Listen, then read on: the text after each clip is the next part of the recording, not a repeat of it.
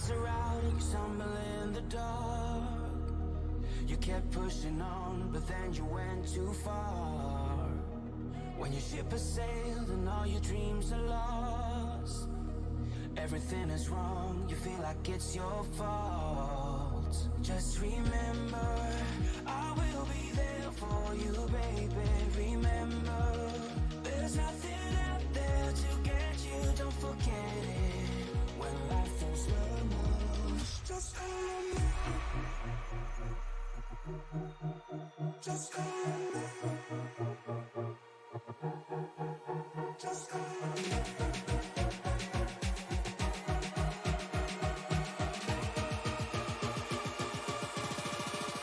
Just call me.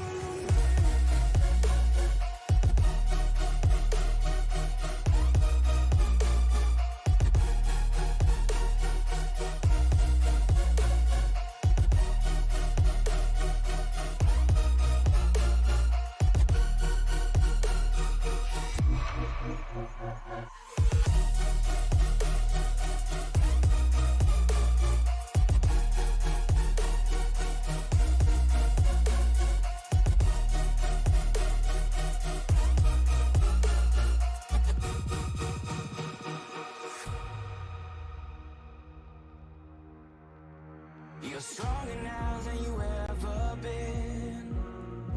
You gotta leave now, it's time to catch the wind. You will climb up high and look through the clouds. And when you're feeling low, I know you'll bounce back. Oh, and just remember, I will be there for you, baby. Remember, there's nothing out there to get you, don't forget it. When life throws lemons, just call me. Just call me. Just call me.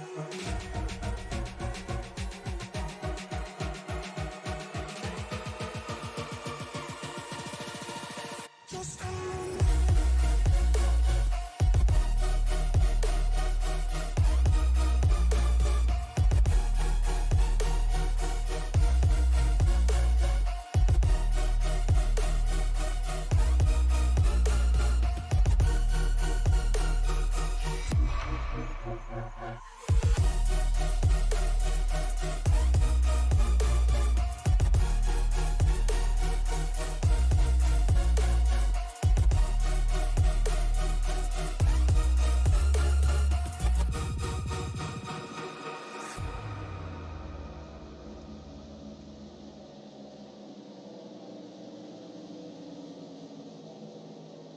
Ricmotech, high-performance sim racing equipment. There's only one place to go, Ricmotech.com.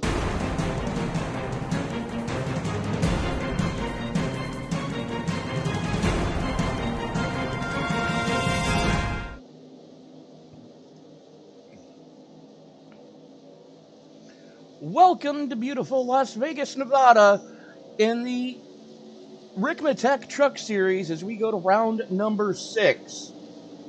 Good evening, ladies and gentlemen. I'm Tony Trapasso. He's David Monospa. And Dave, welcome to Vegas. Sin City, love this track. I always seem to find a way to mess up my great runs here. I'm always quick, always love it. Excited to see what these drivers can do. Absolutely. And we're about 2 minutes out from spinning that wheel, cutting that pack, and throwing them loaded dice as we try to figure out who is going to be King of the Desert. As just about 2 minutes left here in the hot lap session. Again, we do need to thank our friends over at Extreme Scoring, extremescoring.com, I believe it is. Let me double check that fact. Yes, extremescoring.com, and our very good friends at Ricmotech. For all your sim racing peripheral needs, look no further than Ricmotech.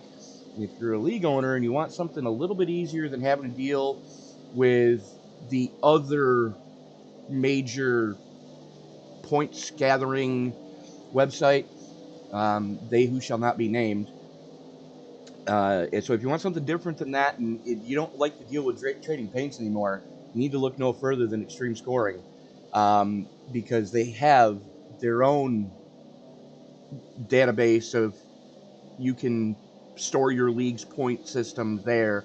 You can set it up however you want, good to go, and it'll do it. It's 1,000 times easier of a user interface than it is on the other major site. And they also have their own paint sharing software. And Dave, I don't know about you, but I love the ease of usage of the Extreme Scoring paint sharing program.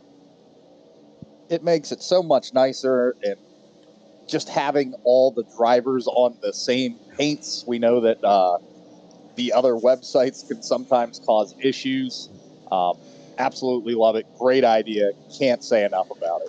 Yeah, so I mean, if you're used to hearing, "Well, my paint's not showing up right on the broadcast," well, with the web with the paint sharing program at Extreme Scoring, it's not because iRacing or the program decided not to update your paint. You loaded the wrong paint for that race, and it'll update automatically if you go in and change the paint at some point during the session.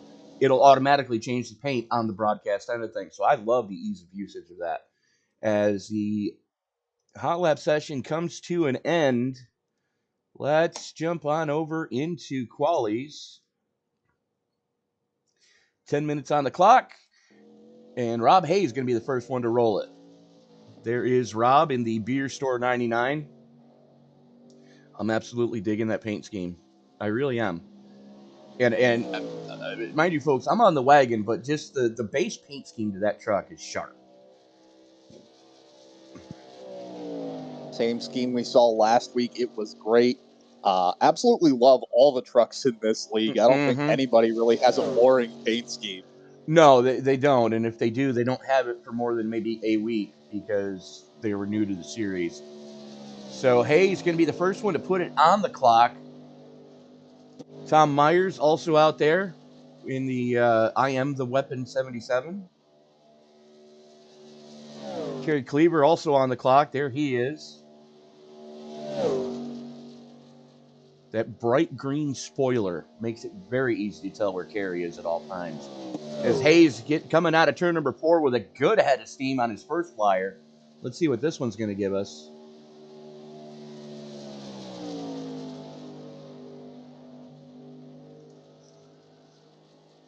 Right to the top of the pile goes Thomas Myers. First one to go sub 31 here tonight, but that doesn't last long as Chris Thorman in the 60. Very underrated muted colors on that one. Kind of digging it. Lemke making a bid for turns 3 and 4 now. That's that Dark Horse Toyota.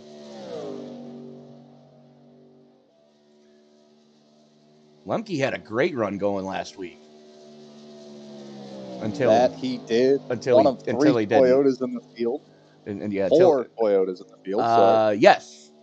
4 Toyotas in the field, and Rob Hayes in the 99 Beer Store Toyota Tundra currently sits atop the heap with a 30.56. That's moving. I don't care who you are. Jeremy Rigney on his second lap in the other Dark Horse ride. Mike Rominger also out on track. Rominger going to do... no, that's his second lap. Let's go back to Rigney here. As Lemke goes up to second quick. Let's see what his teammate can do. Cross the line. Rigney up to 5th. Ed Morris also out on track in that prime time number 7. Currently sitting 10th quick. Michael Thwaites coming by to finish his first flyer. Only 10th quick. Look for him to pick up on his second lap. Chad Osborne in the 24, also out on track. As Morris crosses for his second. Ed Morris, 30-55 dead. Wow.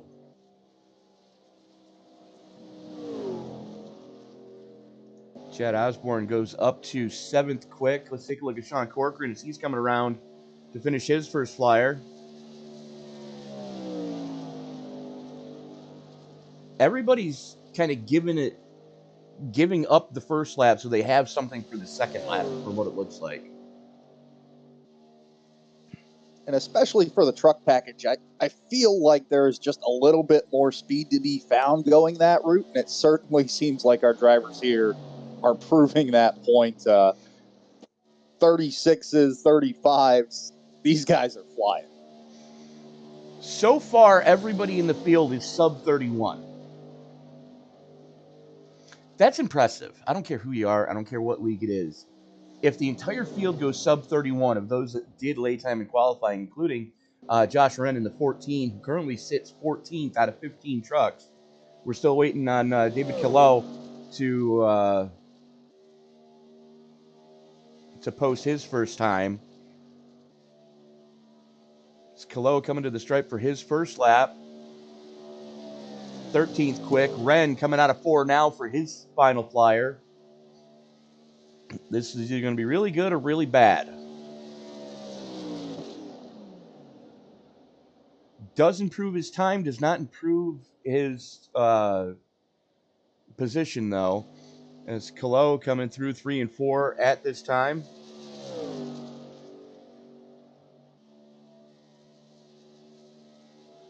Here we go.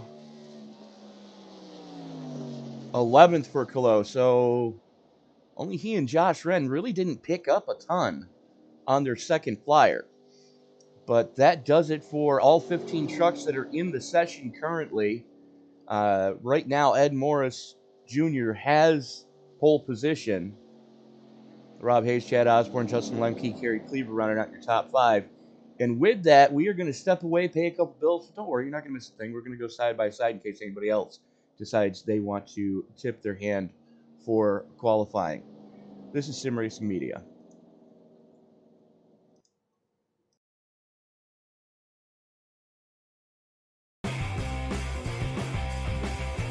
Ricmotech, high-performance sim racing equipment.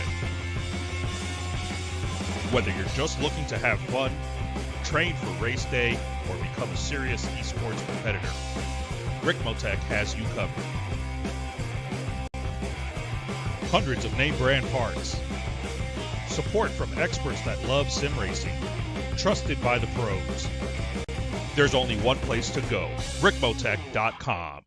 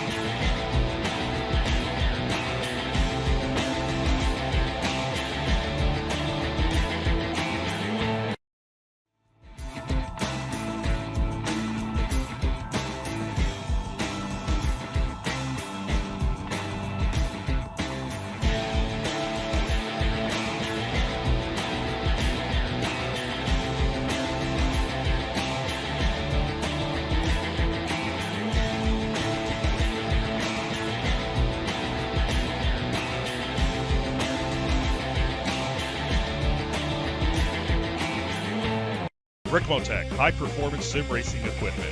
There's only one place to go, Ricmotech.com. The search is over. The most comprehensive oval scoring solution is here. Featuring oval playoffs, adjust drivers per round, custom number of rounds, custom playoff points, provisionals, optional win and you're in, custom playoff displays, rookie championships, optional minimum participation, and load those results in seconds. Visit extremescoring.info today.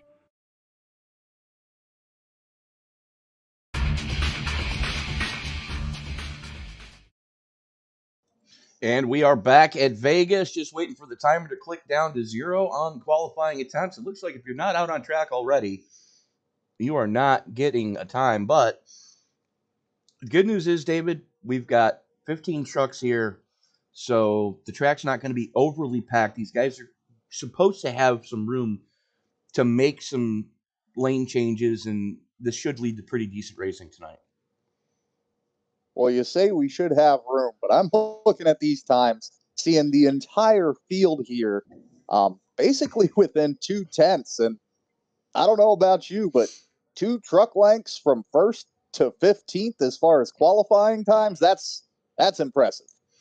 Actually, it's not even 2 truck lengths if you think about it. It's more like you line the trucks up stem to stern all the way around this track, and they should be able to continue that freight train. It will certainly make for some high-speed racing, and I am excited to see them do it. We saw even last week at Pocono, right? Trucks nose to tail, just pushing each other as hard as they could go. So I expect Absolutely. nothing less here at Vegas. You are absolutely correct, sir. And you know, Vegas, it's a deceiving, and I use this term loosely, cookie cutter track. This was one of the mile and a half when NASCAR had its building binge in the late 90s. This is one of those tracks that, you know, here, Kansas, Chicagoland, and there was one other, and I'm drawing a blank on what it was. But, you know, the D-shaped mile and a half tracks that NASCAR, you know, fans said, oh, we want more mile and a half. Well, NASCAR went on a building binge and built like 4 or 5 of them, closing down some very historic tracks. But history is known to repeat itself, as the NASCAR Cup Series next week is going to be going to one of the most hallowed tracks in all of NASCAR as we return to North Wilkesboro. Meanwhile, here tonight at Vegas, there is, well, the pole sitter's not there yet. Ed Morris Jr. going to start up on the point here tonight. Let me get that out of my way. There he is. Ed Morris Jr., 30.545, 20 thousandths to the good over Rob Hayes. That's the distance from the tip of the front bumper to the middle of the front axle. That's how close those two guys were. Chad Osborne, Justin Lemke making up row number 2. Row 3 is going to see Kerry Cleaver and Nick Caldwell, Jeremy Rigney and Thomas Myers rounding out the top half of the field. Dave? Looking at the 9th position, we have Mike Rominger following side by side with him, Michael Thwaites. 11th, David Kilo, and 12th, Sean Corcoran. Looking down at our 13th position, we have Dylan Mirando. 14th, side by side with him, is Chris Thorman. And then as we round out our field here today, we have Josh Wren starting in 15th. So 15 trucks scheduled to roll it here tonight at Sin City. 143 laps of scheduled distance. 5 sets of tires to get them through the event tonight. So tires, for the first time ever in a race that I broadcast at Vegas, tires should not be an issue tonight. Shouldn't be, especially with colder temps here at Las Vegas. These trucks handle pretty well here. Not really eating a whole lot of that tire, but I've been wrong before. We could see something crazy, especially with these trucks going as fast as they are. Well, you're figuring 70% fuel fill. We're looking right around 40-ish laps, 35 to 40 should be the pit window. And you can see this is winter parka weather for the greater Las Vegas area. Anything below 70 and people would bundle up like it's, 30 below up here in the Northeast for wintertime. As the field works its way into the 3-4 complex, Geico restart zone is in effect. Morris has the button. The other thing that's left to say is it's time to wipe the visor and adjust the 5-point harness. Grandma, step away from the roulette wheel. It's time to get it on in Vegas. Race fans, it's showtime!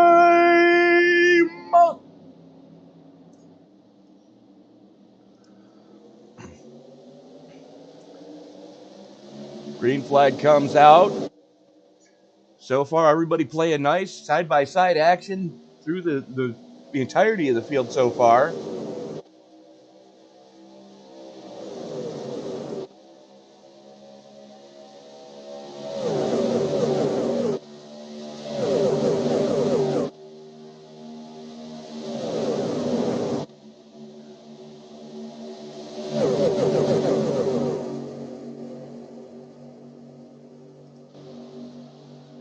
as these guys are picking them up and laying them down early here.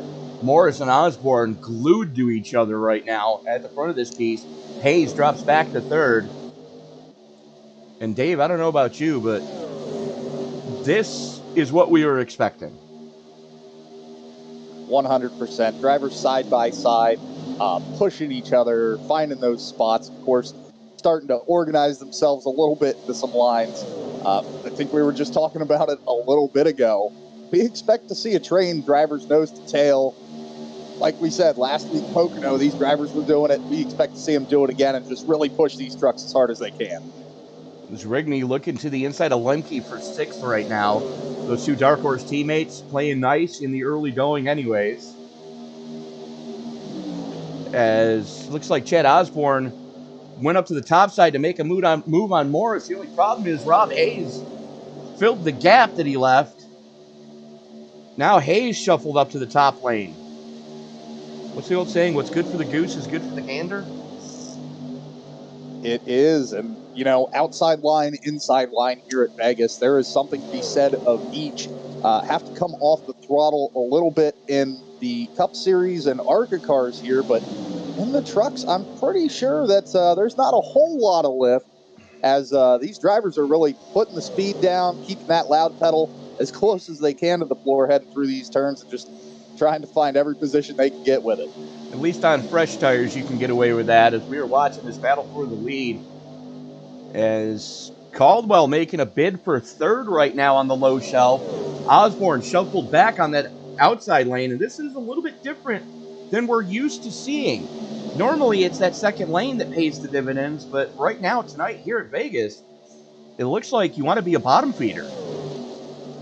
Drivers for now on fresh tires really feeling that bottom line by the looks of it, but I would not be surprised if they start working their way up the track as tires start to wear out a little bit. Of course, the truck's going to find some different grooves and feel a little bit more comfortable a little higher up the track, I think, in just a little bit here. Give it about 10-15 laps, and I think we'll see drivers on that high side just ripping. Well, usually by about 15 to 20 laps in, as you just pointed out, you've worn all of the, like, what I like to call the goodie off the tires, which is that rubber layer that the tires come with, that once that gets hot, it provides maximum adhesion.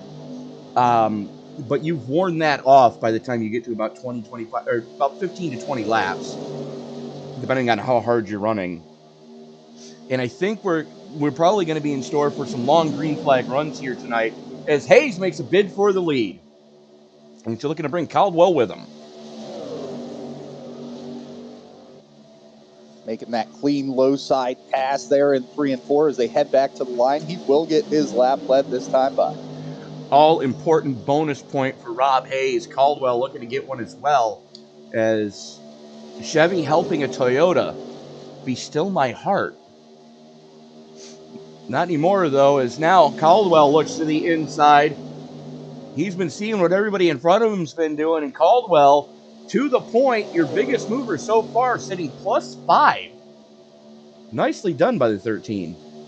All-important bonus point for Nick Caldwell. You mentioned Chevy and Toyota working together. Tonight, only 3 blue ovals in the field.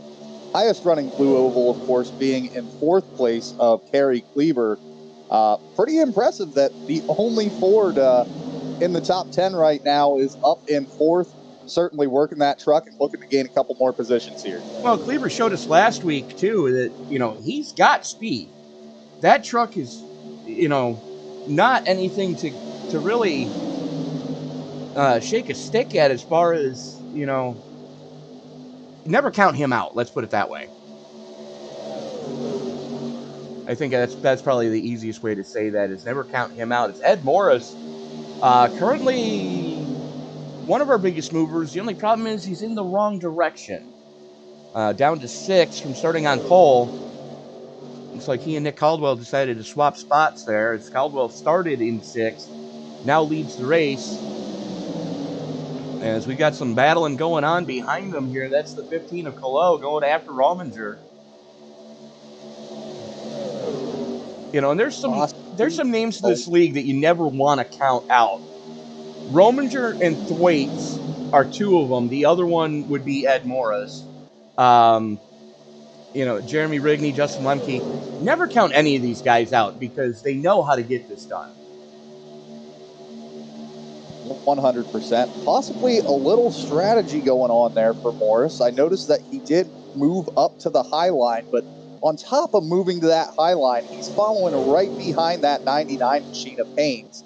Maybe using some draft, trying to save a little bit of fuel, choosing not to be on the point where you're going to use the most.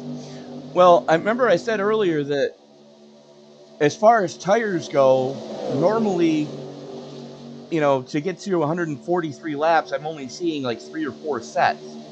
So tires should not be an issue tonight.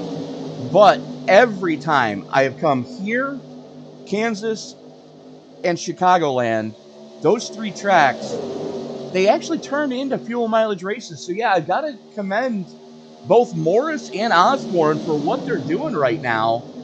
And just kind of sitting back there, letting the trucks in front of each of them punch the hole in the air, use up all their fuel. And, that could pay dividends later on in the race, especially if, we get a late race caution just a tick outside the pit window. You want to use this first grouping of laps here, this first fuel run, let's put it that way. I can English tonight, I promise I can, folks. You want to use this as your fuel run to set, really what you can look forward to later in the race. As we're under the lights here at Vegas tonight, track temperature's not going to rise by a whole lot, if any. Matter of fact, it might even get a degree or two cooler as the night wears on. And Ed Morris making that pass down low, heading back out to the point. And this could get very interesting as far as the wind goes. 6 mile an hour wind that's been gusting up to 12 to 13. So these guys could be having havoc wreaked on them. And it's, that weather vane has been moving almost constantly.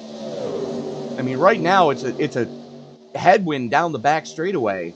So nothing too major there as they haul it from the Nellis back straightaway into turn number 3. And David, do you know why they call it the Nellis back straightaway? I do believe that Nellis Air Force Base is not super far away from the track, but it's actually just that, outside. It's just outside the property line of where this track was built. Now there is a road course on the outside of the back straightaway. An actual road course that, you know what, let's go with the iRacing Links picked up. There you see it.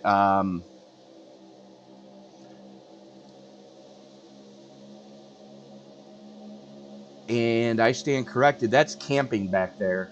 And then the other side of those campers on the back straightaway, you'll see more parking.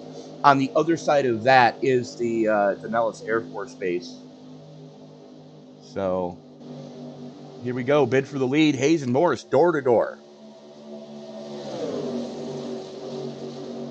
Rob Haynes working that high line, taking advantage of a push behind him from Codwell. Codwell, of course, wanting to gain a position for himself, looking to overtake Morris here on the outside as well. But Haynes drops down to the inside and take away that little bit of help he was getting in the draft during the turn. The pride of Morgantown, West Virginia, in the 13 tonight. It kind of reminds me of,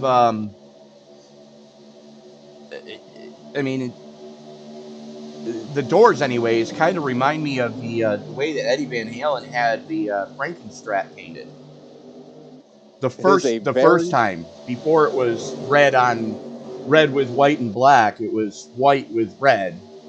So, a very unique paint scheme, but I absolutely love it. As we mentioned earlier, I really don't think there's a truck in this field that, as you mentioned, within a week or two doesn't have just an awesome scheme on it. Well, let's see if we can find one. So let's zoom in on these guys. So we've seen Hayes in the Beer Store 99, Caldwell in the Frankenstrat Outlaw Survival Guide number 13, Ed Morris in the Primetime 7 Chevy. Then you got Michael Thwaites, which kind of digging the graphics on that. Safe Moon.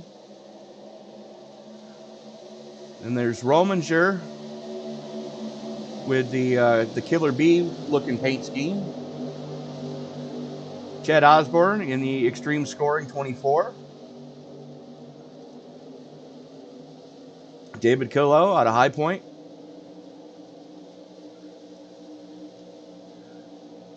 The I Am the Weapon of Thomas Myers. Jeremy Lemke in the bright orange Dark Horse Toyota. And his teammate right behind him in the red Dark Horse Toyota. Then you've got Dylan Morando rocking the Breast Cancer Awareness Primetime paint scheme on the 27. Can we get the high-speed drone operator to give me a frontal shot of that truck, please? If we can get one out there. Oh, okay, another Black Horse paint scheme. And we got Josh Wren in the 14, that bright yellow Outlaw Survival Guide Chevy. That is a bright green, isn't it? It is. It's very unique coloring on a truck, but easy to know where he again, is. I'm digging it. It makes it easy to spot where he is on track. And then we go back to Chris Thorman in the Proforma Elite Graphics. Ford F-150. Is Kerry Cleaver in the 69 has dropped back a little bit. And then we've got Sean Corcoran in the 17 being scored as the double deuce tonight for Morton Builders. All great sponsors of this series. As we go back up towards the front, still got that grouping. Throw a blanket over, your top four. Then you got a little bit of a gap back to Mike Rominger, but Rominger's just far enough back that should anything go horribly wrong with that front four, he can strike within, and be able to avoid the carnage. A little bit of distance there, but as you mentioned, certainly in position to take advantage of any opportunity that the front four presents if they get into any trouble. These trucks basically nose to tail right now, just riding around, finding where the truck's comfortable, putting some laps down. And that's really what this first fuel run is supposed to do, as it's like Caldwell and Thwaites going after each other, a little 12 on 13 action. Chevy on Chevy crime, as I like to call it. As Caldwell has the drafting help of the two trucks in front of him.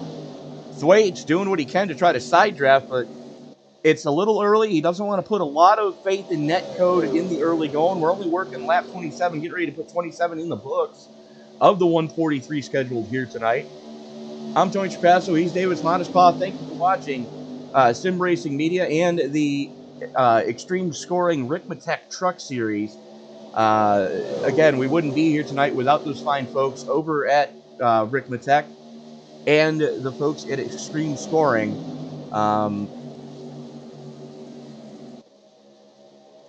Battle for the lead now.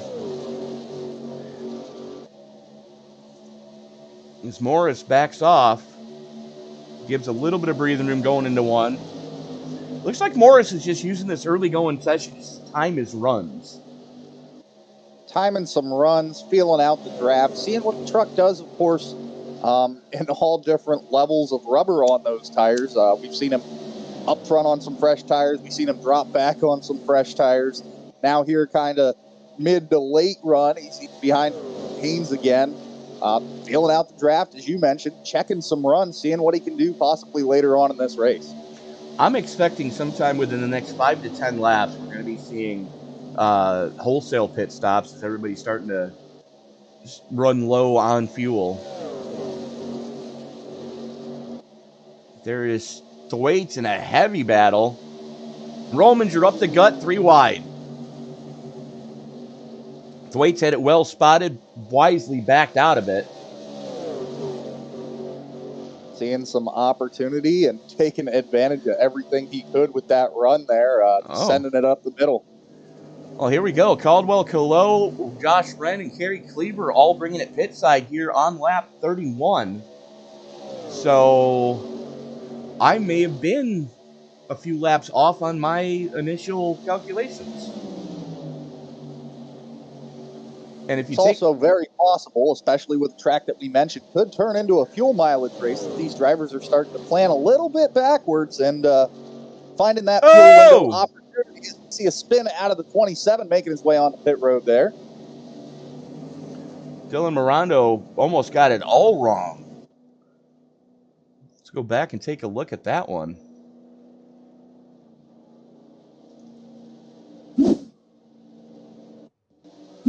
Here's Mirando. He's hard on the binders, trying to get that thing woed down just a little too hot, and whoops, there she goes.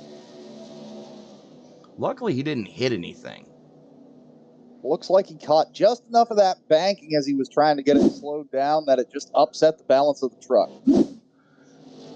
Down and away for and fuel for him. It's Corcoran and Rominger, the only two that haven't come down pit side yet.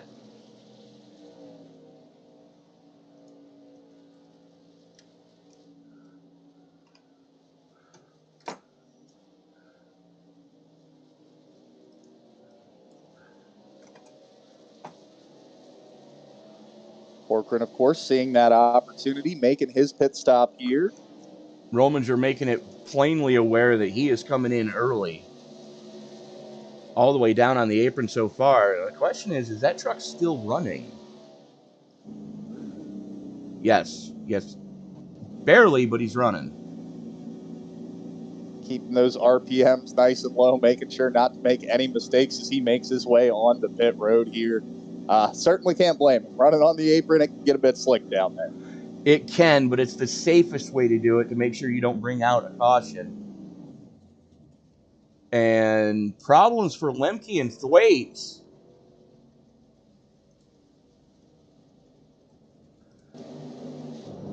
Lemke popped for speeding on. Thwaites popped for speeding on.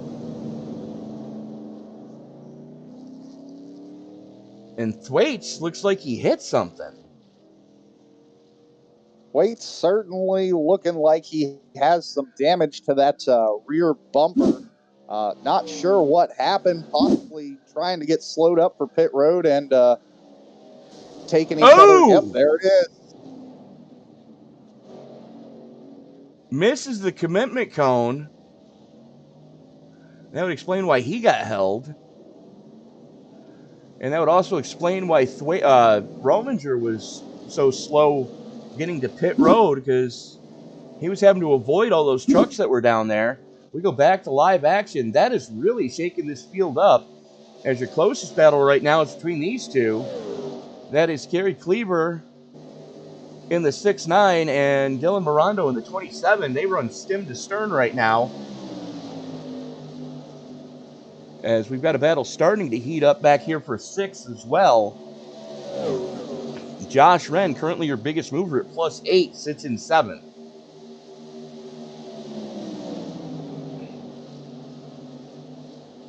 Certainly shaking up some pairings, and with those green flag pit stops, spreading the field out just a little bit, giving these guys some breathing room, but they are finding some ways to make it work, getting grouped back up here. We've got a couple groups of drivers by the looks of it, about 6 cars in this group, I would say, and then a little bit of gap, another couple of cars here and there. So drivers doing what they can to stay close to each other, but keeping it interesting when they finally get to that proximity, making some low side, high side moves on these fresh tires and fuel.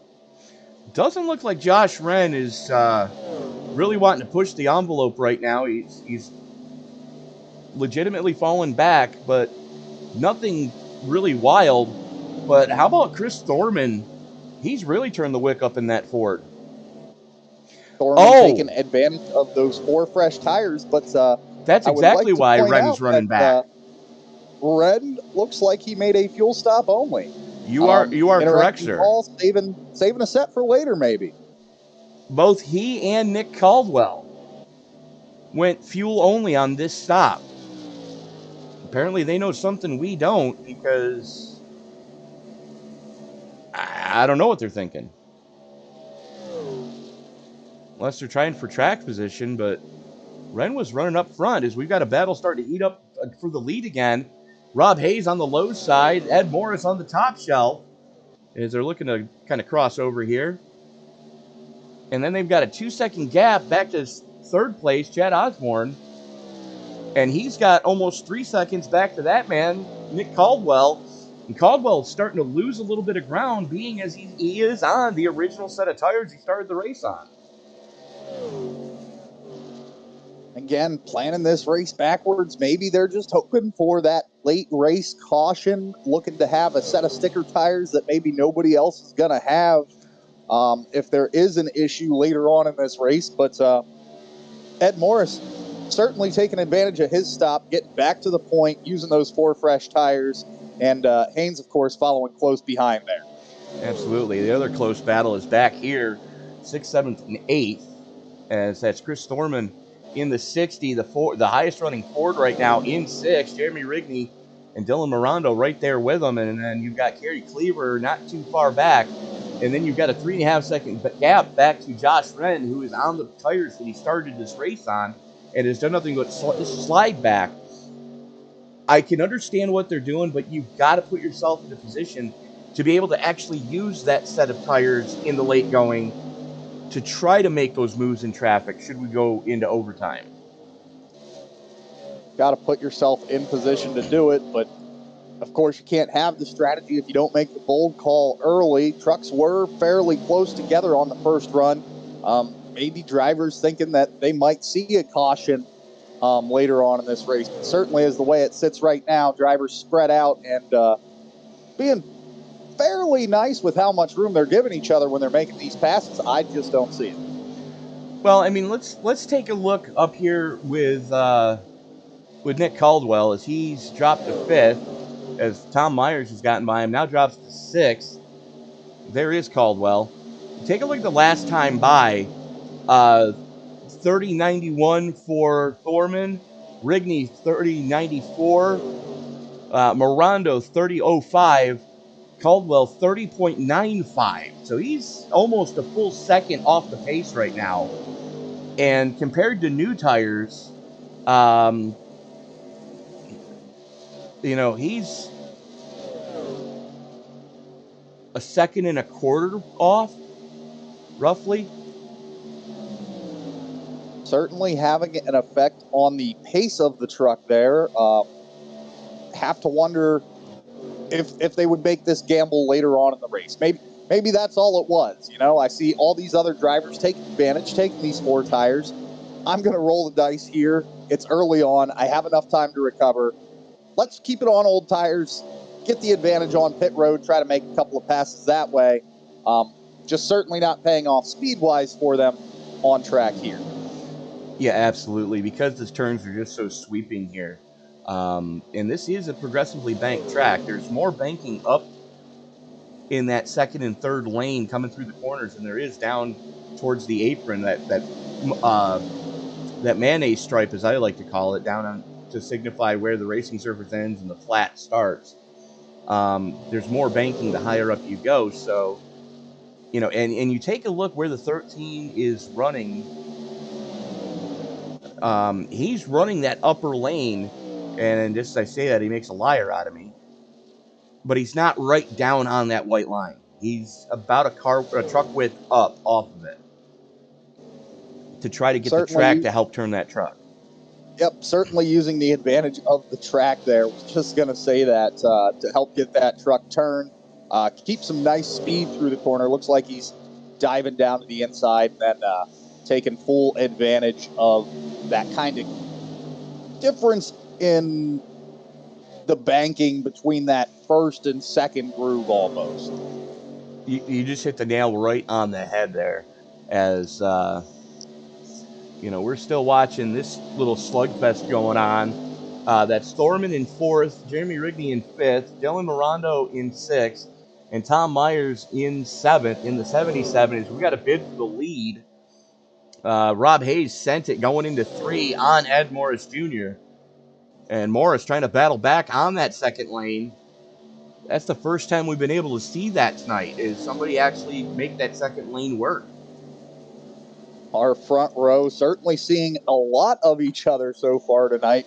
Morris and Haynes, I feel like this is going to be a battle that we're just going to talk about all night long. I don't see these two drivers letting it go and certainly letting anyone get an advantage over the other. Well, everybody else has got to hope for issues between these two, but, you know, these guys are friends. These two guys have raced with each other for multiple seasons. You know, they kind of know what the other one is thinking. And, you know, neither one of them will purposely wreck the other to make something happen, as they are now almost 7 seconds to the clears. We're under caution. Let me see if I can find what the heck happened. Oh, that's the stage break. I was going to say, I'm pretty sure it's just a stage break caution, not seeing anything that should have brought it out on track. So drivers getting stacked up nose to tail. So Morris, it is kind of an odd stretch. They might go down for fuel only here. So Morris, Hayes, Osborne, Thorman, Rigney, Morando, Myers, Cleaver, Caldwell, and Corcoran getting the stage points. I would expect Caldwell and Wren, and I forgot that there was a stage break at 50 here tonight. Caldwell and Wren might have decided, you know what, I'm going to take my tires at the stage break. I'm going to give up a little, but I'll take the tires at the stage break. That way I know I'm good later on. And with that, we are going to step away, pay a couple bills. Don't worry, we're going to go side by side, so you're not going to miss a thing. We will be back right after this.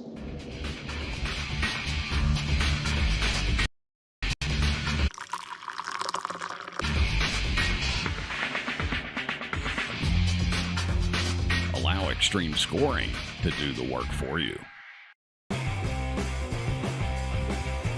Ricmotech high-performance sim racing equipment. Whether you're just looking to have fun, train for race day, or become a serious esports competitor, Ricmotech has you covered. Hundreds of name brand parts. Support from experts that love sim racing. Trusted by the pros. There's only one place to go, Ricmotech.com.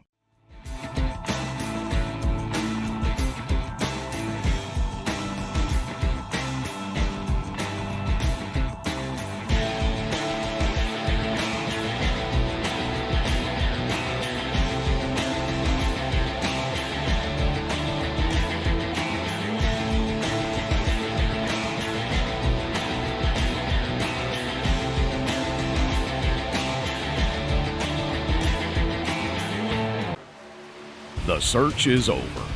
The most comprehensive oval scoring solution is here. Featuring oval playoffs, adjust drivers per round, custom number of rounds, custom playoff points, provisionals, optional win and you're in, custom playoff displays, rookie championships, optional minimum participation, and load those results in seconds. Visit extremescoring.info today. The search is over. The most comprehensive. And we are back at Vegas. Round number 6 of the Extreme Scoring Ricmotech Truck Series. Stage caution done and dusted. Michael Thwaite's waiting to get a wave around. And Chris Thorman in the 60 stayed out. Interesting strategy call there. Stayed out. Looks like he'll be electing to take that high line. Of course, a little bit of laps on those tires. Have to think that is more of a comfort choice, knowing that he might not want to push those tires too hard on the inside line. Well, you're exactly right. He's got about 20 laps on those tires. So, you know, that's right in the window of where you've worn all of the good rubber off, and now you're going to have to be elbows up and straight up on it to make something happen. And you're right, he is electing to take that outside lane, probably as a comfort choice, going into 1 anyways. And it's a strategy move, too, because In the iRacing server, you cannot pass to the inside prior to the start-finish line on any start or restart. So he knows that Haynes cannot pass him until the start-finish line. So he's got that advantage, plus he's got the button, and it's harder to see out the right side because it's a bigger pad on the steering, or on the seat rest. You've got a bigger head pad on the right side than you do the left. Able to kind of use a little bit of deception, especially coming into that restart zone. And then, as you mentioned, hey, if I don't get up fully to speed right away, Haynes can't pass me on the inside. So certainly makes an interesting choice here, as Thorman will be our control car as we head towards the restart zone. It absolutely will be. Haynes is going to have to try to time this just right. The advantage, though, is going to go to Chad Osborne in the 24, as he is going to be, his Toyota is going to be starting stem to stern with that Ford in front of him. Into the Geico restart zone we go. And Thorman just got it. Haynes battles back on the inside. A little bit better traction on the rear shoes. It's now Thorman going to try to pinch down and keep Haynes from getting the run, but Haynes already has the clear by the exit of 2. Cleared, has those fresh tires on there, getting that advantage, able to run that low line pretty comfortably. Thorman not able to do much, running that high side, just catching some draft. As looks like Haynes will lead us back to our first lap led here under green following the stage break. He will at that. But, Thorman did get credit for leading a lap under caution. But we're watching this battle for, well, now it's 2nd through 8th. Anyways, it's the 41 of Rigney up into 2nd. Thorman hanging tight on that top lane. Now he's got that truck up to speed. 4 wide right at the end of the back straightaway. Certainly wanted that position, taking every opportunity he could. Glad drivers were able to get it sorted out there, as we see 3 wide peeking into the turn here again from the 13 machine, looking low, but slammed the door on him was Dylan Mirando there, making sure that he didn't get down to that inside.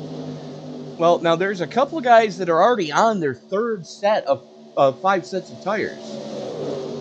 Ed Morris being one of them, Mirando being another. And I mean, there are a lot of tire stops there. Codwell and Wren perhaps having a little bit of foresight, knowing that these other drivers would want to be on fresh tires. So congrats to them for saving a set. Might pay off later. I think you're absolutely right. As like you said, Caldwell in the 13 and the 14 of Wren still have 3 sets laying on the wall. Everybody else, most everybody else, is Hayes to fuel only there. Oh, the 60 gets spat up the track. How he kept that out of the wall, I will never know. But, yeah, everybody else, most everybody else, except for Rigney and Sean Corcoran, all put for tires on that during the stage caution.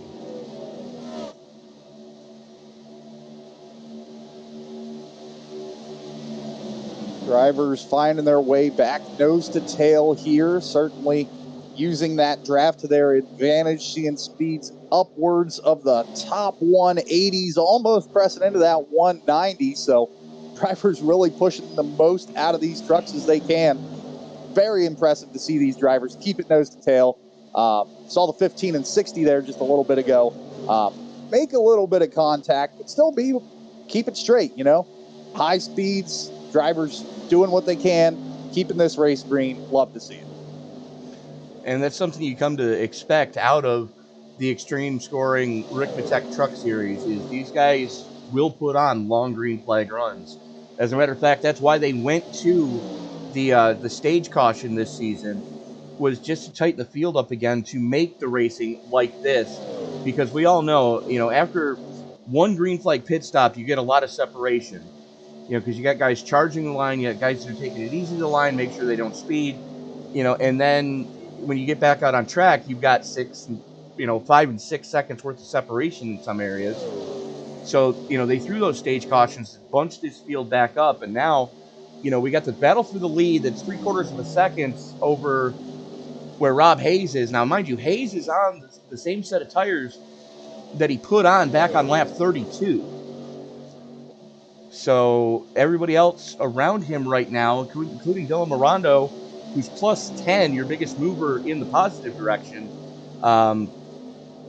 these guys are all starting to pick him off slowly but surely, but that Toyota is still hanging tough. Haynes, of course, finding a way to make it work. We saw older tires earlier really just start falling back through the field, but Haynes finding some draft or finding a little bit of discomfort running with these guys as quick as he is, really not losing a ton of time to those fresher tires. Thomas Myers starting to make some headway now. He's starting to claw his way back up through this field. Thurston, Maryland's own World Domination Wrestling Alliance, number 77. So he's slugging it out with Chaz Osborne right now. And Chad's had a decent run tonight as well. Chad making some runs, making some moves, certainly taking advantage of the draft here to try to get by that 77 machine of Myers in front of him. But don't count out Ren here, as it looks like he's going to start looking to the inside of that 24 machine, taking it down low and getting a couple spots where he can. As fast as he was on the old tires, he's even faster on fresh tires. Currently sits plus 8 in 7th. So, Ren started shotgun on this field here tonight. And that truck has not been a slouch in any way, shape, or form, or any hint. Ren knows what he's doing. Certainly working that truck to get every position that he can, and plus 8 right now, so great run for him so far. As he's now on the tailgate of Myers, coming through the tri-oval. This is your battle for 6th and 7th. Your closest battle on track, I might add.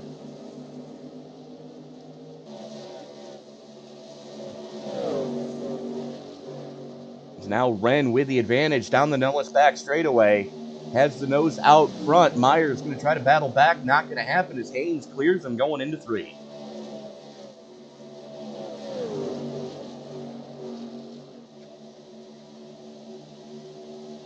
Haynes now about to be under fire of that 14 machine as he continues to make his way up through the field.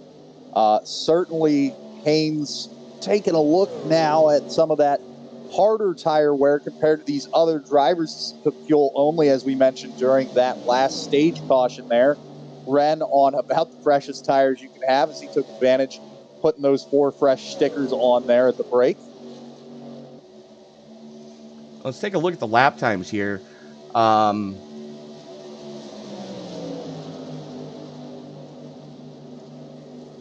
Between Ren and Haynes, Haynes has been just steadily giving up a couple tenths here and a couple tenths there.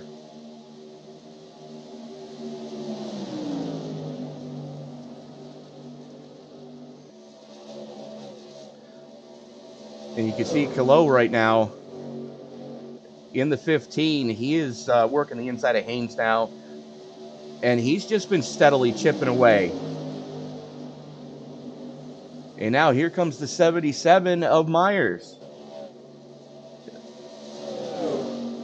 A couple tenths here, a couple tenths there doesn't sound too much, but when you add it up, over the course of, we're currently 19 laps into this current fuel run, it adds up. It really does add up, and not in a good way. It does add up, but as we were talking about earlier, the move that we had with Ren and Codwell being able to save that extra set. We're now seeing that here with Haynes. He has that opportunity. He has a a fresh set of stickers behind the wall that some of these other guys aren't going to have later on. So it could pay off later in this race, especially if we see another caution for cause here later in the race. You're absolutely right. As you know, we're watching compared to the truck in front of him, compared to the truck behind him. The trucks in front of him are starting to walk away from him. You see Myers in the green there on the last 3 laps, and we're going to go back. This is what Osborne's seeing behind him in the 24. Osborne now starting to reel Ren in the last 3 laps as well. And, you know, I said it before and I'll say it again. I'm all for tire strategy. I'm all for fuel strategy. But you've got to give yourself time to make it work. And this deep in the field, I mean, unless we have another stage caution, Haynes he's 4 seconds behind Caldwell, who's our race leader in the 13. And you can see him right there. The distance is the entire length of the Nellis back straightaway. Now, as you mentioned, certainly opening that gap, but absolutely giving some opportunity. But, you know, like you mentioned, if we get a late race caution for incident, I'm all for what Haynes is doing. If we don't have a caution for incident, you know, that's the gamble you take when you don't take tires every chance you get.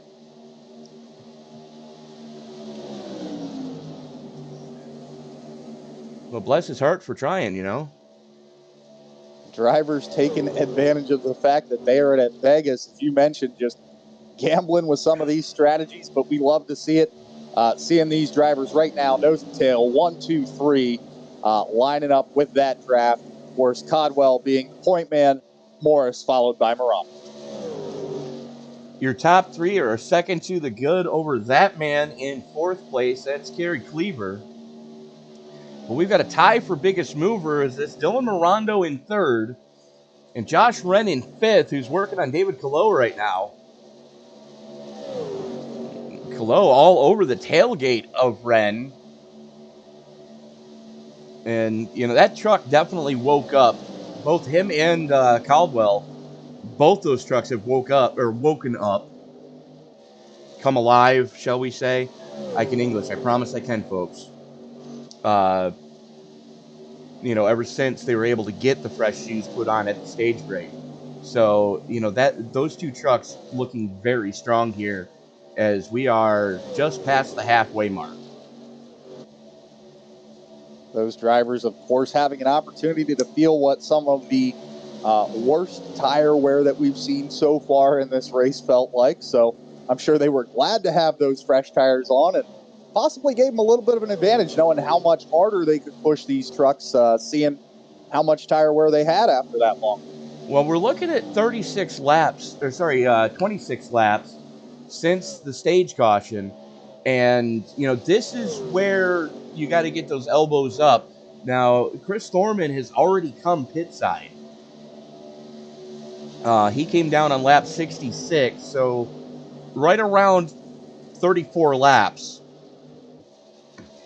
And that's roughly where I thought the window would be, is how long Thorman was able to stay out with the stage caution.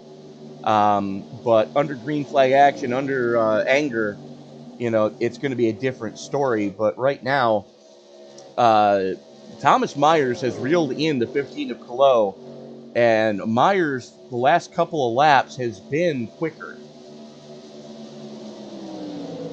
These 2 trucks lining up, starting to battle it out as Calo and Myers certainly closing in on each other for some track position.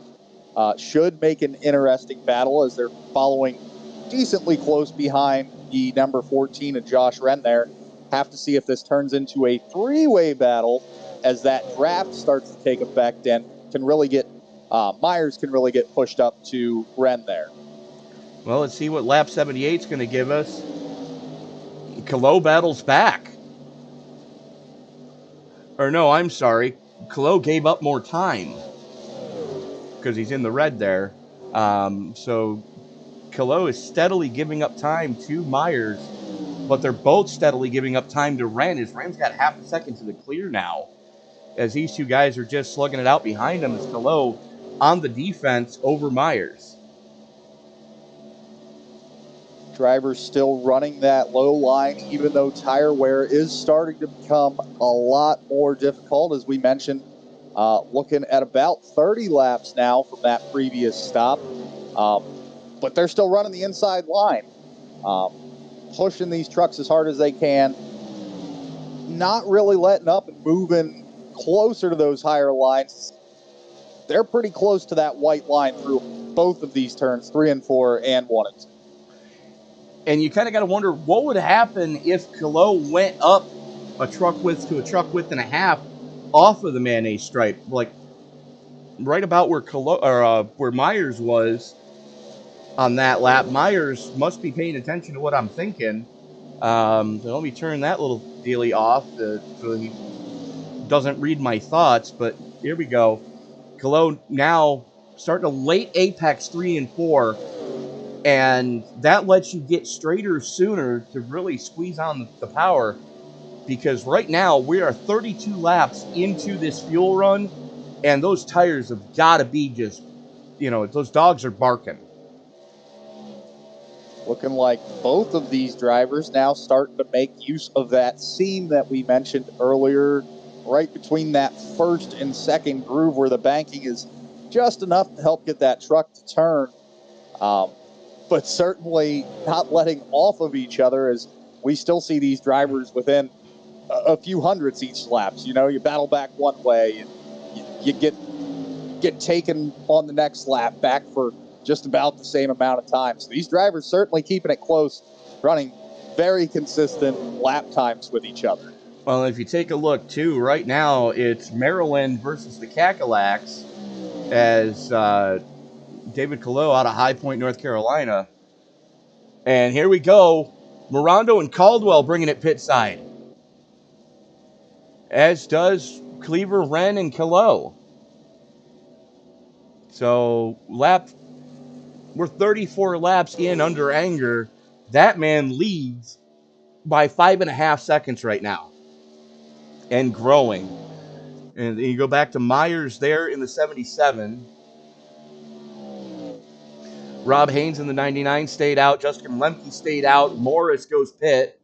What's Myers going to do? Myers is coming down now as well. So is Haynes.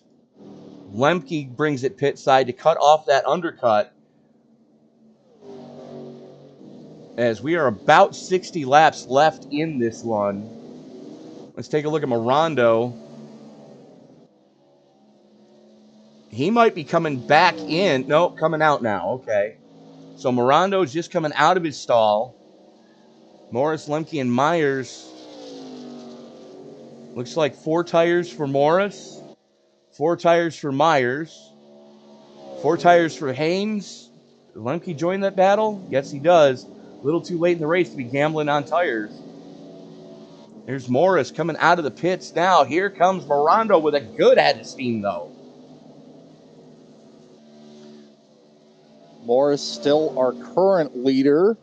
See if he can get enough here to stay out front. But Morondo coming up quick here in 3 and 4. Those tires for Morris not quite warmed up as he heads to 3 and 4 and onto the front tri-oval here.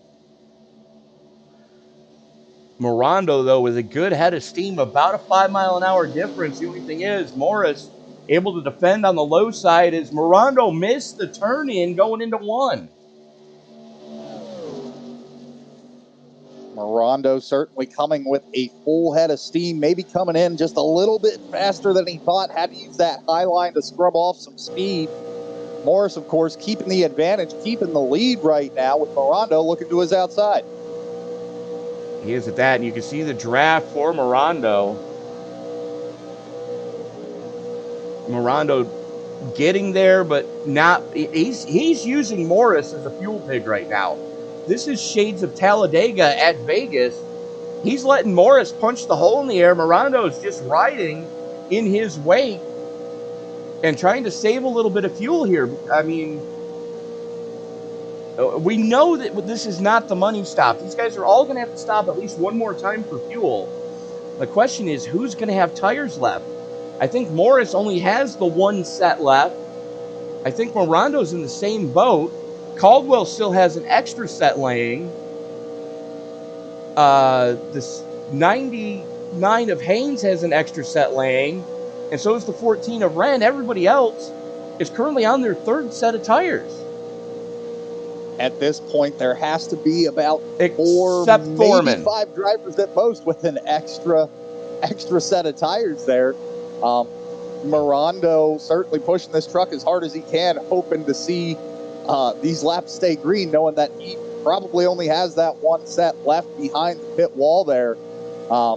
He wants that lead. He wants it now. Certainly wants to see Morris start slowing down a little bit. And then, of course, that green flag run after the money stop for Morondo is what he's looking for. And with that round of green flag pit stops done and dusted, we're going to step away, but don't be afraid. You're not going to miss a darn thing, as we are going to go side by side. We'll be back right after this. You're watching Sim Racing Media. The search is over. The most comprehensive oval scoring solution is here. Featuring oval playoffs, adjust drivers per round, custom number of rounds, custom playoff points, provisionals, optional win and you're in, custom playoff displays, rookie championships, optional minimum participation, and load those results in seconds. Visit extremescoring.info today.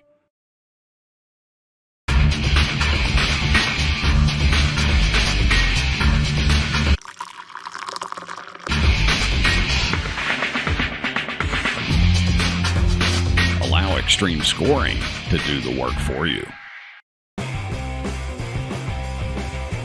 Ricmotech, high-performance sim racing equipment.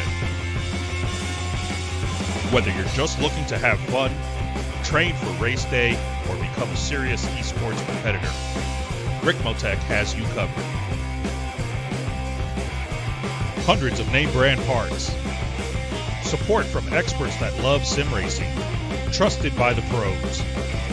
There's only one place to go, Ricmotech.com.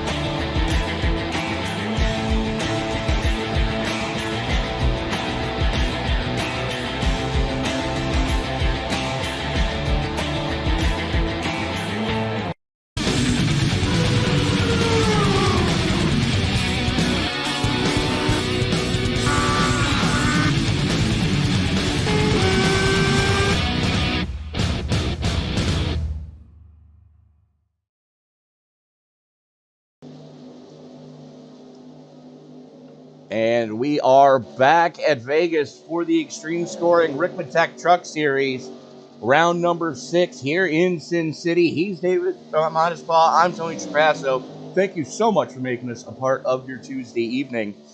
As we've got some pockets of racing starting to heat up. We've got this battle for the lead between Morris and Morondo. Then you go back 3 seconds, you've got Caldwell and Osborne starting to heat things up. Go back another almost 2 seconds, back to Hayes and Cleaver. Then you're another second and a quarter back to this battle between Myers and Colo. And then you go back to the spot for the last spot in the top 10 between the teammates Rigney and Lemke. And David, I don't think we could have asked for a better race tonight so far. Absolutely not. And the trend that I'm seeing here is pairs. These drivers have found some dancing partners as we're starting to close in on the back half of this race, and certainly using what they can draft-wise, maybe save a little bit of fuel, try to push these trucks as quick as they can go. Drivers, of course, not wanting to lose a whole lot of time to that leader, as it's very easy to go a lap down here if you do have to pit under green. So drivers have to keep that in the back of their minds, try to make up some time on these leaders if they can, and then use that last set of stickers, or maybe second to last set of stickers for a handful of our drivers to get back up to the front of this field. Yeah, absolutely. Is, this battle back here for the final step of the top 10 between Rigby and Lemke is our closest battle on track. As, we were talking earlier about this battle up here with Morris and Morondo. They're 3 1/4 seconds to the good over Caldwell. They're starting to pull a gap on him. It looks like Morondo is going to be content. Well, the primetime teammates are hooking up with each other. Morondo just trying to keep that truck cool, not try to, overdrive it, and, try to punch his ticket into the playoffs. Morris has a win on the season, I believe. Morondo does not, so looks like the teammates might be playing a little bit of strategery here to, hopefully get Morondo's ticket punched into the playoffs. Certainly use some strategy, and if you're going to do it, it's a great strategy to have, right? Have Morris out front, punching through that air, kind of cutting down on Morondo's fuel usage. You got plenty of room behind you. So all there is now is just turn some laps, make sure you don't make any mistakes, and come the end, if Morris is feeling nice, maybe let him by for the lead. But I certainly think Morris wants to get another win on the season and be our first 2-time winner here in the series. You're absolutely right. Never give up the fight to Ed Morris. But, the other thing we got to consider, too, is in another 15 or so laps, you're within, you can make it from here territory. And, the question is, who's going to be the first one to flinch, bring it down for the money stop, and how big is the undercut going to be for whoever does flinch first? Looking right now, we're about 20 laps into this current fuel run, and the fall off is already 3/4 of a second over what these guys' fastest laps were. And as you mentioned, being so deep into this fuel run, I don't know if some of these drivers are going to have enough to make it on just one stop. I'm thinking somewhere right around 108 to 110. Some of these drivers might be seeing that fuel light come on and really start having to make some tough decisions. Can I make it? Can I not? Corcoran and Osborne right now are the two that have me the most worried. Corcoran was down on lap 80. Osborne was down on 81. Everybody else, 83 or later is when they came down. So if they can get to 115, they should be able to make it. But I think you're right. Some of these guys are going to start seeing, that they're hear their crew chief telling them, you've got 5 laps of fuel left, and we're only on lap, 108.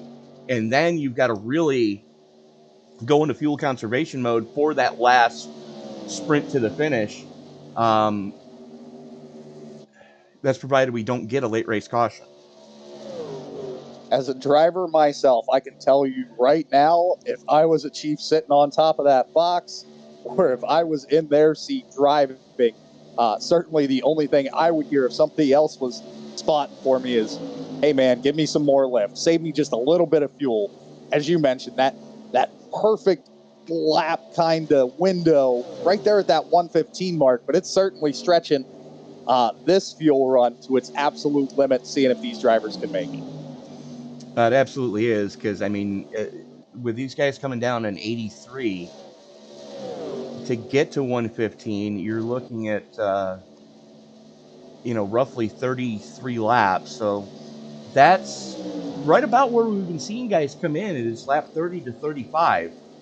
So, if they can make it to 15, cool. If they can't, you might be in trouble. Especially in the closing laps, if we stay green like we've been, it's definitely going to be it's got to be something in the back of your mind. I want to thank everybody for joining us in the live chat tonight. Thank you so much for making this part of your Tuesday evening.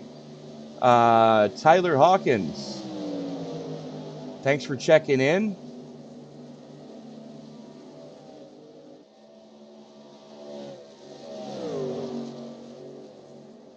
And David, did you get a new mic or did I?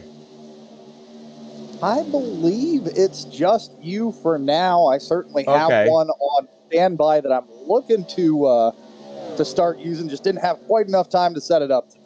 Well, I had a coupon for Staples, and I picked myself up a brand new Turtle Bay a couple weeks ago, and I'm actually digging the way that this one works. Now, granted, it doesn't have the mute button on the headset anywhere, but hey, we can deal with that. But Tyler, thank you so much for checking in. Don't forget to hit that subscribe button, turn on bell notifications so you don't miss a single moment of action here on Sim Racing Media, simply because we've got racing 7 nights a week. Or we've got content, I should say, 7 nights a week. Now, tonight is a one race of the quadruple header. We've also got the Jack Dowell Simulators and Esports Truck Series. They're at Kansas. Dave Regal on the call for that one. The AARL Blue Gray Plastic Cup Series, round number 15 at Texas. And the nightcap that is just starting now, the Western States Racing League, round number 17 from Canadian Tire. So if you like to turn right with your lefts, so be it. Tomorrow night, we've got the Moonshiners series. That'll be Matt and myself on the call for that one. And then Thursday, one you're definitely going to want to set a notification for, the Svenska iRacing Sweden 600 Grand Finale for the Svenska iRacing League and Cup Series at Charlotte. So 600 laps or 600 miles at Charlotte on a Thursday afternoon. What more can you ask for? And then Friday, I'll be on the call for the Monsters of Energy New Gen Cup Series, round number 13. That'll be from Indianapolis, as well as the Dynasty Racing League, I believe. Yes, the Dynasty Racing League on Saturday. They will be at New Hampshire for round number 18. And then Sunday night, as we always do, Sunday night NASCAR, as they go to round 13 at the Lady in Black. That'll be Matt Medler and myself on the call for that one. And then about an hour later is the start of the A-Lot Cleaning Services. Or no, that's Monday. Sorry. Monday will be the A-Lot Cleaners Xfinity Series, round number 11 at Darlington. Dave Regal on the call for that one. So racing 7 nights a week right here on Sim Racing Media. Again, thank you all so much for helping us out with our goals, as we are fast approaching 3,300 subscribers. And thank you all so much for making that happen. We wouldn't be here without you folks, and we definitely wouldn't be here tonight without the fine folks at Extreme Scoring and Ricmotech. Ricmotech for all your sim racing peripheral needs. From, if you need just a new headset, if you want just a different steering wheel for your rig, or if you need them to build you a full-on rig, look no further than Ricmotech. Now, I had the advantage last year, and hopefully we'll be able to do it again this year for the Miami trip, Dave, and I hope you can make it to that trip in October. But I was talking with James Riles when we left there. It's like, dude, if ever won the lottery, I wouldn't say a word to anybody, but if you came over to my apartment, you'd know. There would be signs. Yeah, there'd be a full-blown motion rig from Ricmotech. Ricmotech making some great products. Glad that they sponsor this series. Cian Haynes, of course, staying out an extra lap here, as Codwell, Colo, Wren, and Osborne looks like they came down on that lap. They did. Morris stays out. Looks like he might... Nope, he's going to stay out. No, he's coming in. He's charging that line. Can he get there? Oi, just barely. Seeing some wobble as he slammed on those brakes, making sure he was down to pit road speed. But Morando stayed out. As you mentioned, I think we're right here in that window. Didn't see any drivers struggle like I thought we might see. So congrats on that. We should be seeing the money stop here. We'll have to see how these drivers play it. Morando very slow coming through 3. This could cost him. especially with as hard as Morris was charging the line. Myers actually passed him to get to the stripe. So there's Morondo. He was just kind of tiptoeing through 3, making sure he didn't get popped for speeding on. Here comes the 35 of Lemke as well. Morris just coming out onto the track now. This is your effective race lead, and he's got a 4-second gap over Rob Haynes. Like almost 5 seconds over Haynes. 4 or 5 seconds over Haynes, but the disadvantage to Morris right now is Haynes is coming out with Osborne. If those two trucks can line up nose to tail, use some draft, run some laps, they might be able to run him down here. Well, anything can happen. Is, Toyota and Toyota action for second and third right now. And remember what I was saying about the 27. Morondo dropped from first to 13th.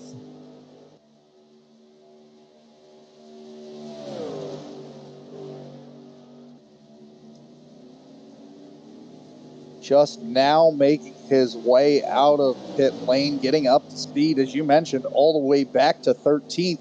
Doesn't look like he's going to have a dancing partner, as he's at least 15 seconds behind the next truck in front of him. Oh, he just went a lap down, too, with how slow that charge to pit road was.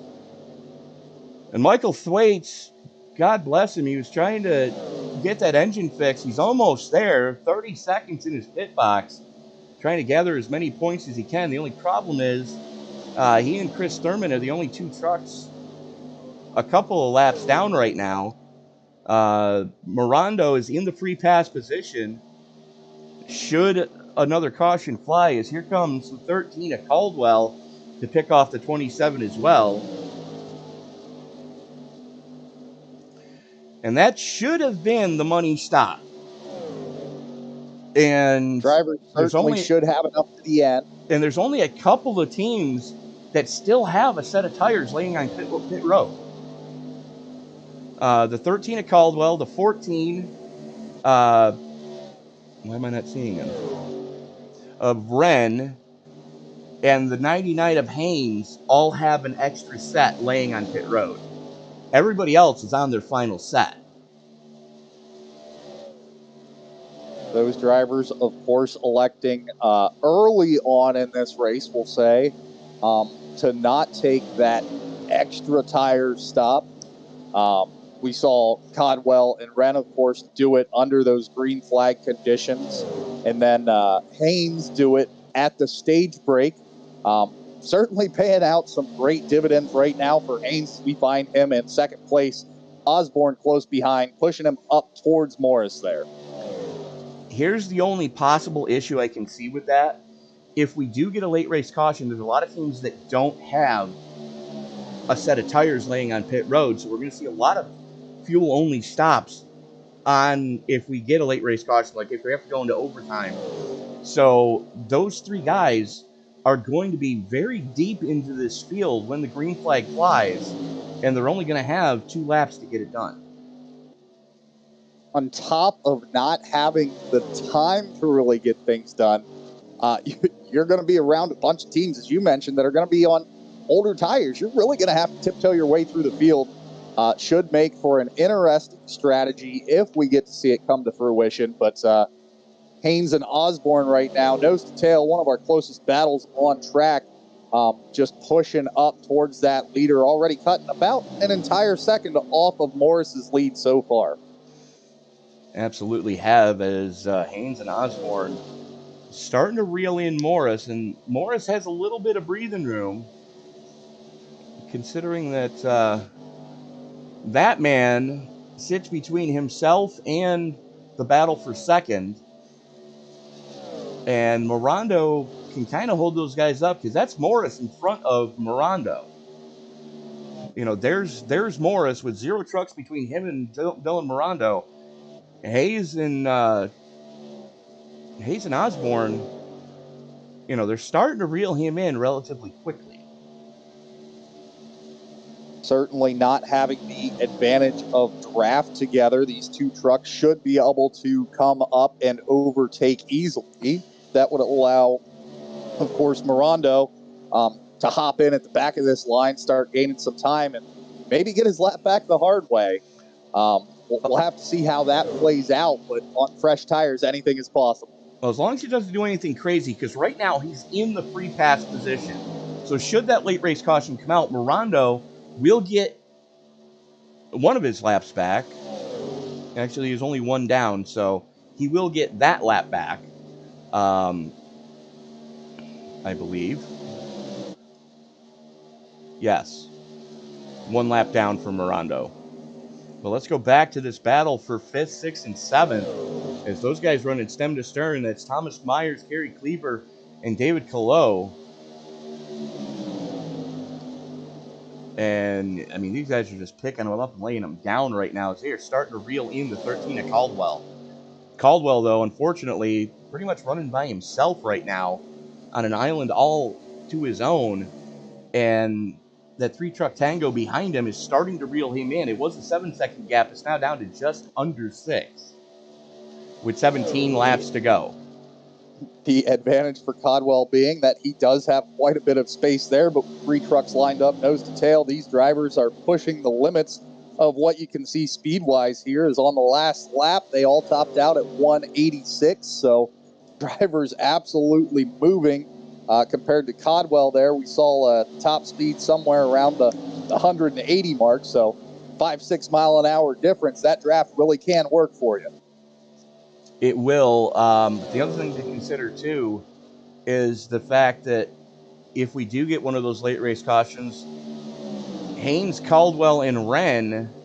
Now, Wren is 5 seconds off of this battle, but he's still on the lead lap. Caldwell is in 4th, and both those guys, with Rob Haynes, all have that spare set. So, you know, if we do go into overtime, look for those 3 guys to really make some hay. Those drivers, of course, having that extra set, but as we mentioned, might have to tiptoe through this Minefield. 13-car field. Older tires being in front of them, but they could also use that to their advantage. You know, put one guy straight out in front, kind of to pick his way through, let the other 2 drivers on fresh tires follow him up through the field, see who can battle it out for the end. But certainly nothing looking like it's going to come to fruition right now, as we are 14 to go. 14 to go as Calo has dropped off. Oh my God.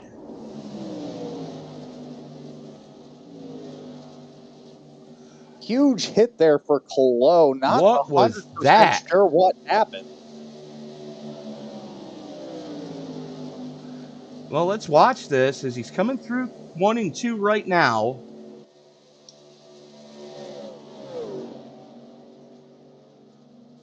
And the truck just darts to the wall. He's trying to woe it down, trying to steer it. It eats the inside wall, and up and over she goes.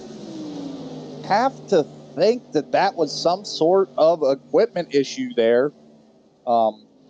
Definitely had some fresh tires after that last pit stop. Haven't really seen anything like that out of any of the other trucks at this point in a fuel run.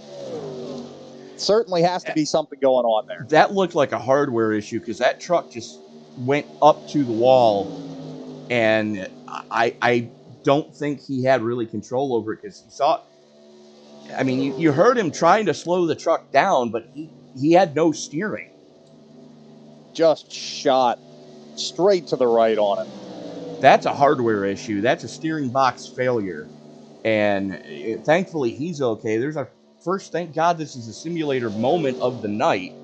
But right now, we're back with this fight for 5th with Caldwell and Cleaver as they continue to just pound on each other.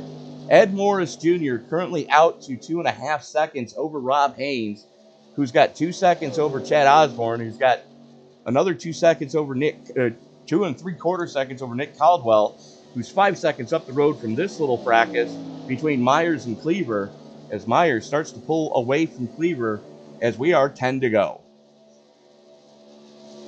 10 to go. Drivers realizing this is basically their last opportunity. Most of these drivers not really having a dancing partner, but we're seeing it here. Yeah, they have the 77 machine of Myers, Cleaver being in close proximity. These drivers could hook up and cut into a couple of positions in front of them, but just not a whole lot of time left to really chase down that leader from this spot right now. And you're absolutely right, as Myers starting to pull a gap on Cleaver. Wren, though, in 7th place, is your biggest mover. After starting shotgun on the field, currently rides in 7th place, sitting +8 on the night. After getting that tire strategy early on and almost going a lap down before the stage caution came out, hats off to Josh Wren and that entire OSG crew, because, I mean, they have really just battled tonight. Doing everything they could to make sure that truck got a good finishing position, finding themselves here in the top 10, so can't complain about that. But he is about to come under fire from Sean Corcoran as that gap closes to about 3-4 tenths of a second here. Corcoran is on a run right now, and if you take a look at the last couple of lap times, Corcoran has been a couple thousandths closer than Wren has. The last couple of laps, Wren has given up, a couple thousandths, half a tenth here, half a tenth here, half a tenth there. But, I mean, Corcoran's a smart driver. He knows he's going to get out of here with top 10 points. And I believe he led a lap earlier under, the green flag pit stops. But, the 17 being scored as the double deuce tonight, strong run for that Morton Builders Ford crew. Great looking truck, great run. Again, as you mentioned, top 10 points. Can't complain about that. Certainly looking to add another position to it here if he can, but we are 5 to go. Handshake lap is out. That man, Ed Morris in the 7, currently shows the way. His teammate Dylan Morondo is on him. Now, a 1 lap difference in the tires. Looks like Morris is going to let the 27 go by on the high side. Has plenty of breathing room, no pressure from behind. Wants his teammate to finish on the lead lap. Certainly giving him the opportunity here to get his lap back. Could also help Morris in the fact that there really hasn't been a lot of drafting help here at the front. Actually, Morondo is 2 laps down. Now he's only going to be 1 lap down to Morris, technically. And should a late race caution happen with 4 to go, we're coming to 3 to go, Morondo would be back on the lead lap. So good teammate work there between those two. But Morris, right now, 2.5 seconds is the gap back to that man, your pole sitter. Your outside pole sitter, Rob Haynes. So Morris and Haynes started 1-2, finishing 1-2. And then you're 2.5 seconds back to that man who started in 3rd and is running in 3rd. Chad Osborne. We don't see that too often, Dave. Don't get to see it too often where qualifying times dictate finishing positions, but right now 1, 2, 3, as you mentioned, running right where they ran for qualifying, so certainly makes an interesting podium as we are 2 to go.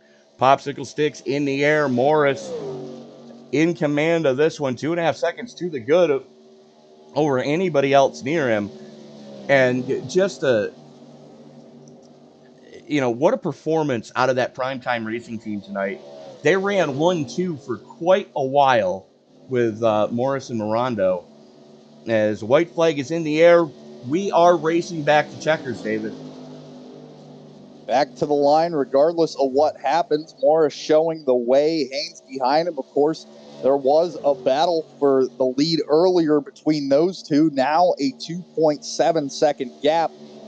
Barring any crazy actions here in the last couple of turns, we are looking at our pole sitter, our winner. Crazy how everything works out as Morris comes to the line here. He will be our winner tonight, followed by Haynes and Osborne to finish off our podium. Great run for him tonight. Absolutely. Great run out of the entirety of our top three. But Morris, when it came down to it, got the job done.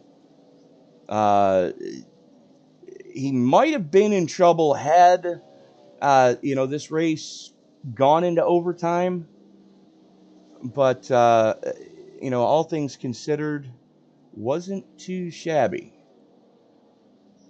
It's not what I wanted to do. Number 2 man there, giving a congratulatory tap to our winner, Ed Morris, as he makes his way back to the line here for a celebration.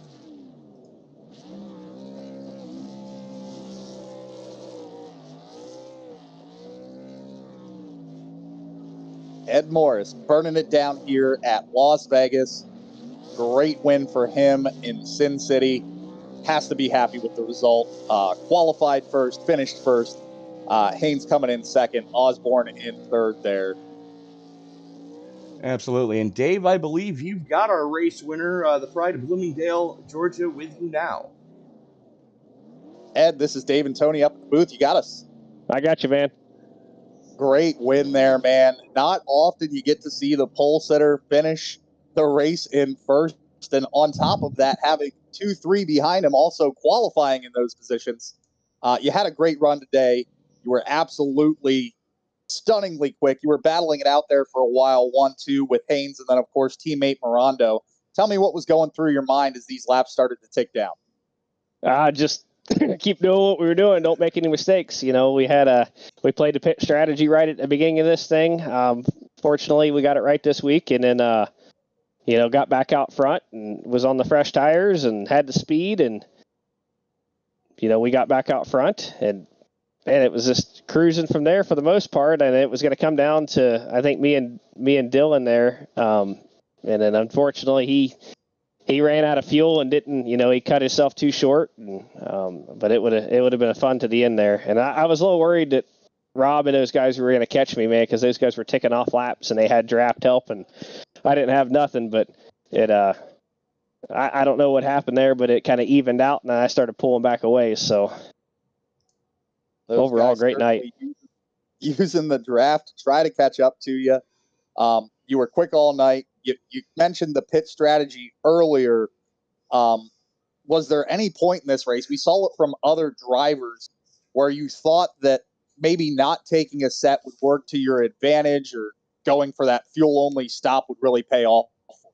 Well, I've been trying that the last couple weeks, and we finished pretty good, but it wasn't the winning strategy. And this week, we did the opposite. We took the tires early, and we took them again, and just stayed up front. And it, luckily we didn't have a late race caution there, because I didn't save anything for anything like that. It played out the way I was hoping it would.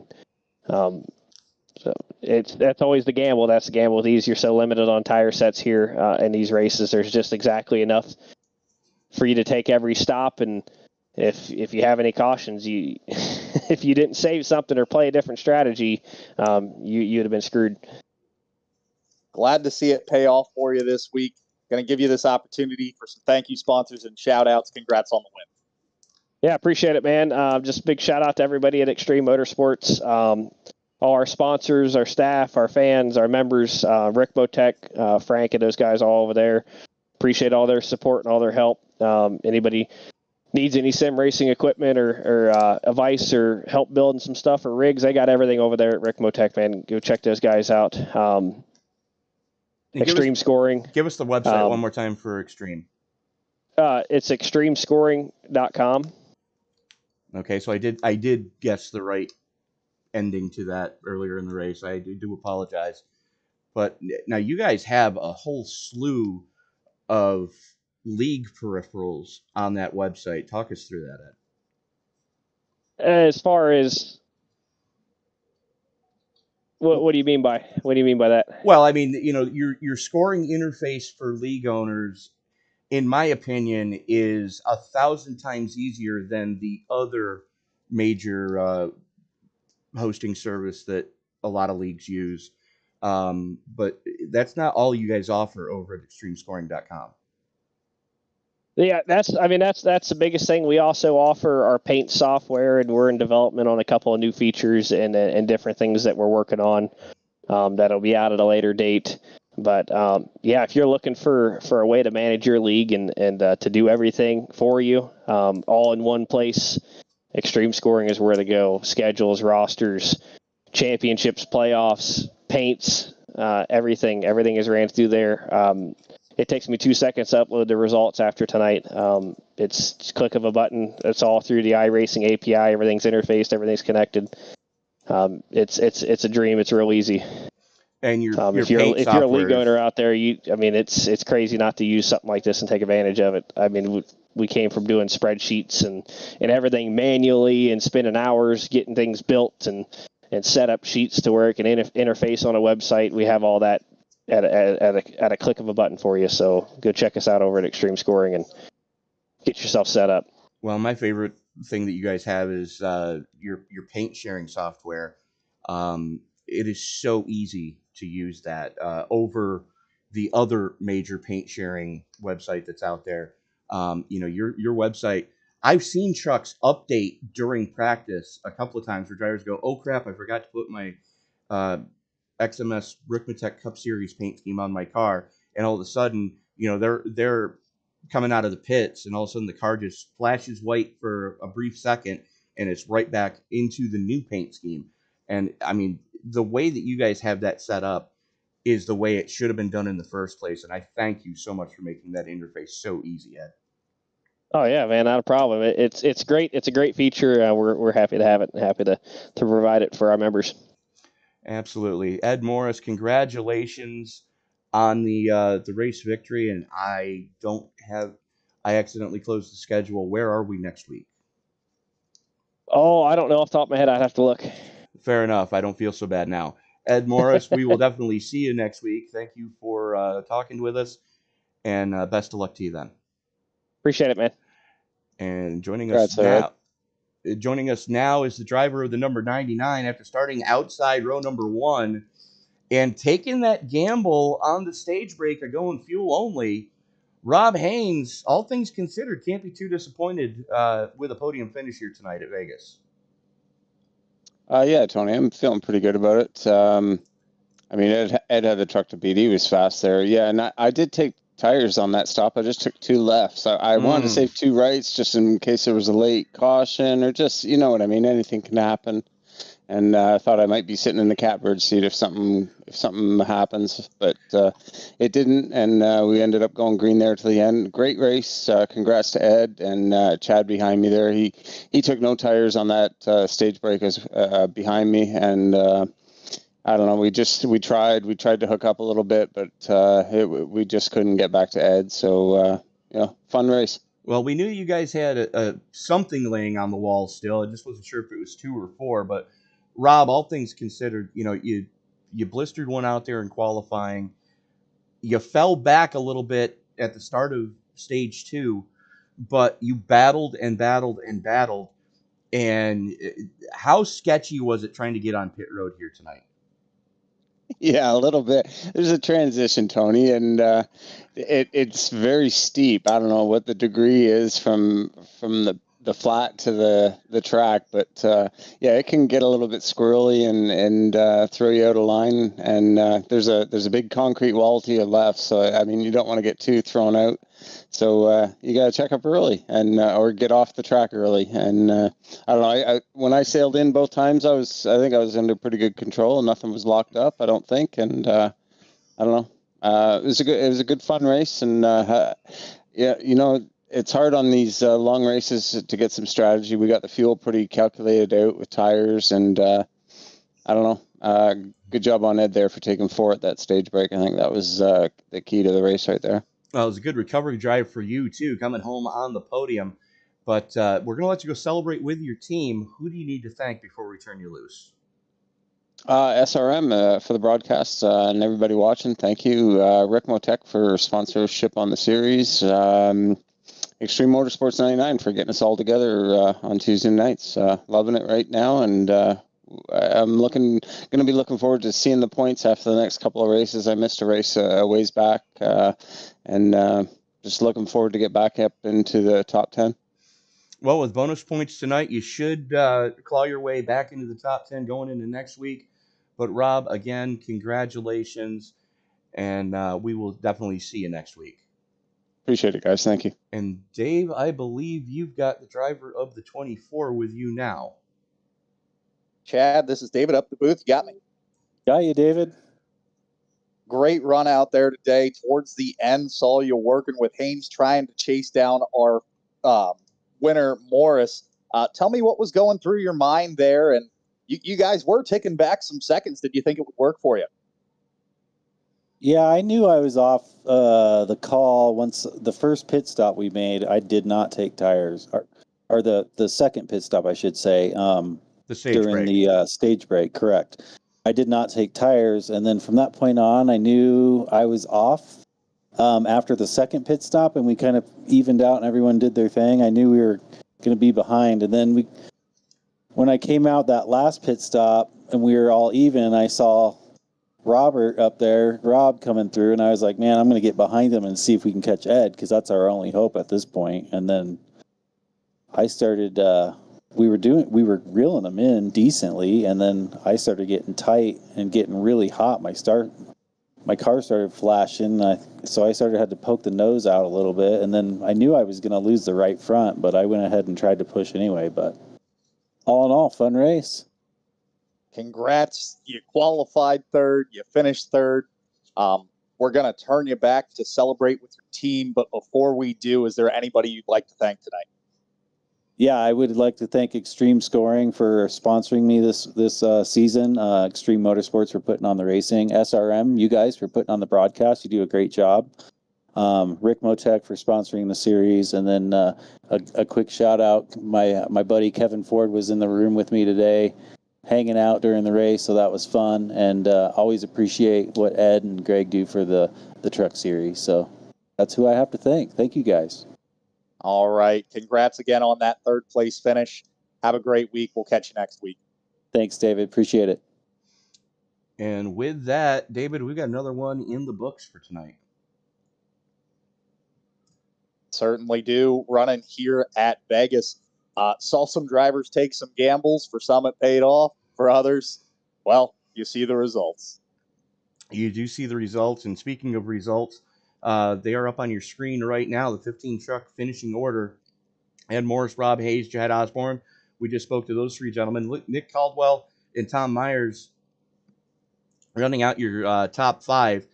Kerry Cleaver and Josh Wren rounding out the top half of the field. Dave? Sean Corcoran coming home in 8th. Justin Lemke in 9th. Jeremy Rigney in 10th.